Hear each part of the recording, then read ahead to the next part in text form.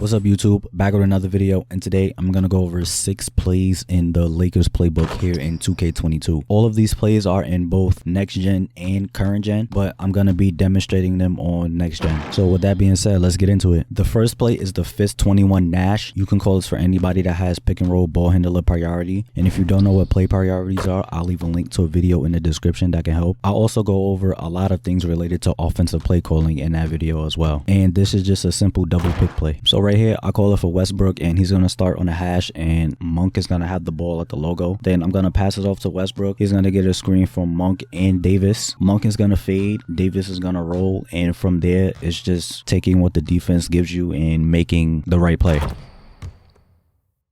So this play is pretty simple, but it's still really effective, especially for fast guards that can finish at the rim like Westbrook. And even if you aren't able to get all the way to the rim, you can force a lot of switches. So sometimes you'll have a guard on your big man or a big man on your guard, and you can take advantage of those mismatches. There's also a screen that happens on the other side of the court. So LeBron will set a screen for Ellington, and he'll come up to the wing. So sometimes he'll be open, so be on the lookout for that. The next play is the Fist 25 give. You can call this for anybody that has pick and roll ball handler priority, and it's a handoff that goes into a pick and roll.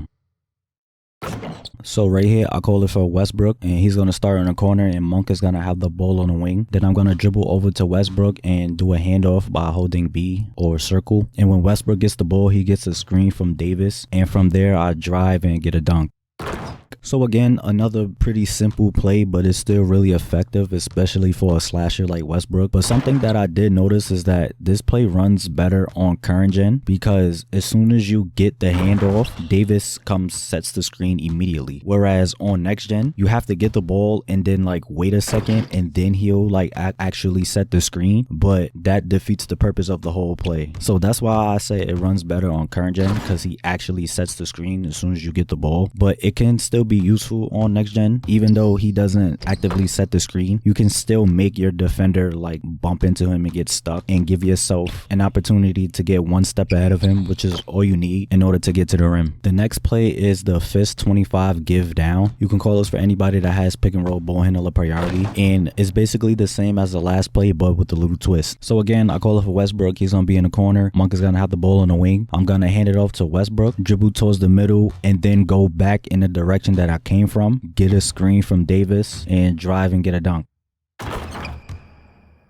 So like I said, this play is basically the same as the last play with a little twist, and you can use these two plays together to play mind games with people. So if you run the first one a couple times, they'll start to try and blitz you off that pick, but you can call this one and catch them off guard, especially if you know how to do this explosive behind the back move. Get them going in one direction, hit them with this move, and it's really hard for them to recover, and will lead to a lot of easy shots. The next play is the Fist point 3. You could call this for anybody that has pick and roll ball handler priority, and even though it's a pick and roll play, I like using it to get some threes.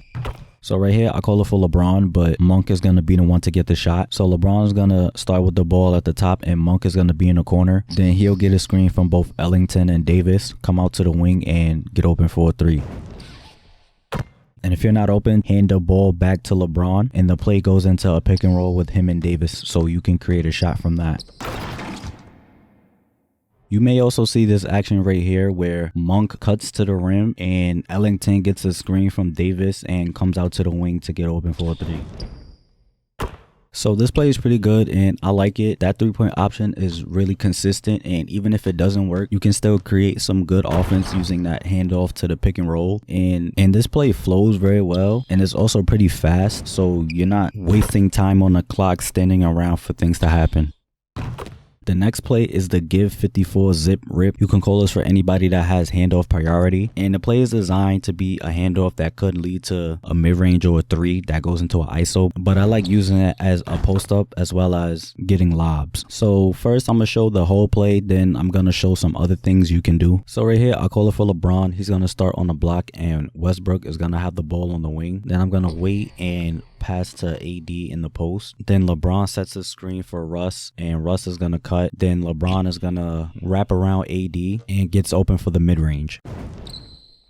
So that option's not bad, but I prefer to look for Russ on the cut, and if he's not open, just keep the ball with AD and turn it into a post up. So right here, I got the ball in the post with AD, and LeBron sets a really good screen for Westbrook, and he gets wide open for the lob.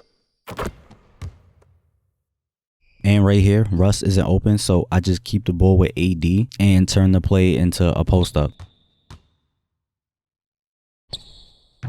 So this play, it's okay, but I really like that cutting option, and that's probably the biggest reason why I included this play. And whoever that person is cutting, they do get open quite a bit, but throwing lobs are a little bit risky this year. The lob success isn't as high as it used to be, but you don't have to throw lobs. You can just throw regular passes, and those like standing layups under the rim are like actually kind of strong right now for both guards and bigs. So you can just throw a regular pass, and if you're open enough, you can just go right up with it. But if someone's trailing you, you can just give them a pump fake or just not move at all and let them jump and get an easy layup. And the last play is Floppy. You can call this for anybody that has 3-point priority and you have multiple opportunities for 3-point shots. So right here, I call it for Ellington. He's going to start on the block. Westbrook is going to have the ball on the wing. Then Ellington will get a screen from LeBron, come up to the wing and get open for a 3. And if you're not open, hold the ball and LeBron comes back to set another screen and you can create a shot from that. In this example, Monk gets a shot, so he's going to be on a free throw line and Westbrook is going to have the ball on the wing. Then he'll get a screen from Davis, go out to the corner and get open for a 3. And same as last example, if you're not open, hold the ball. Davis comes back to set a screen for you and you can create a shot from that. In this example, Monk gets a wing 3. So again, he's going to be on a free throw line. And Westbrook is going to have the ball on the wing. He gets the screen from Davis, but I just keep the ball with Westbrook. And then he'll get another screen from Davis, come out to the wing and get open for a 3. And right here, Ellington gets a corner 3. So again, he's going to start on the block. Westbrook is going to have the ball. He gets the screen from LeBron, come out to the wing, but I just hold the ball with Westbrook. Then he gets another screen from LeBron, goes to the corner and gets open for a 3.